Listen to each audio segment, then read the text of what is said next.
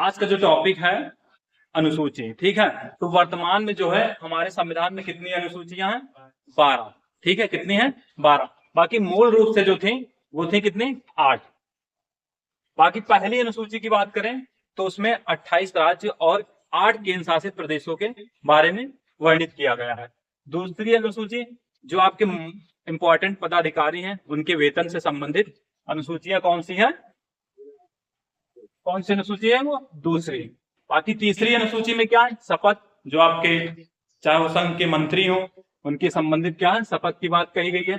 चौथी में बाकी राष्ट्रपति का शपथ वगैरह नहीं है क्योंकि उसके लिए अलग से आर्टिकल बनाया गया है।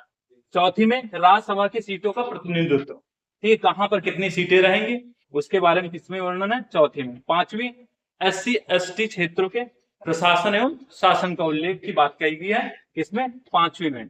छठी में आपके जो स्पेशल राज्य हैं, 4 स्पेशल राज्य हैं, असम, त्रिपुरा, मिजोरम, मेघालय, इसके लिए आपका ATMM।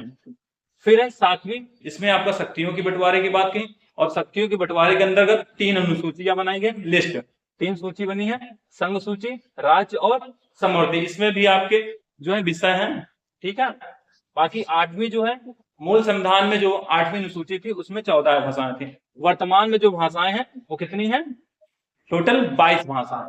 22 भाषा में जो आपका है 15वीं आपकी सिंधी है जो 21वें संविधान संशोधन के द्वारा जोड़ी गई थी 1967 में। फिर आपकी 16, 17, 18 नमक, नेपाली, मणिपुरी, कोंकणी, ये आपके 71वें संविधान संशोधन 1992 के द्वारा जोड़ा गया था।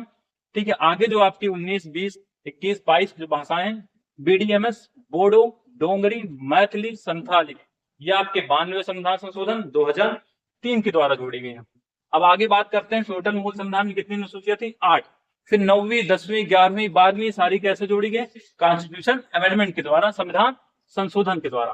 तो 9वीं जो है आपकी 1951 में, ये आपकी भूमि सुधार से संबंधित है क्योंकि पहले क्या होता था, जैसे जमीन लेना होता था तो लोग मना कर देते कि हम नहीं बेचेंगे। फिर सरकार ने क्या किया? कानून लाया और इस कानून के तहत उनकी भूमि का अधिग्रहण कर सकते हैं।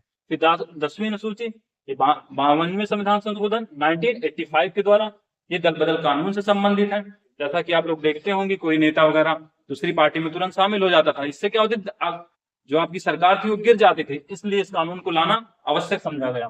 फिर 11वीं है, ये आपकी 73वें संविधान संशोधन 1992 में, और ये किससे संबंधित है? पंचायती राज। आपको पता भी होगा कि जो पंचायती राज है वो संविधान के भाग 9 के अंतर्गत आता है और वर्तमान में जो है इसमें टोटल 29 विषय हैं।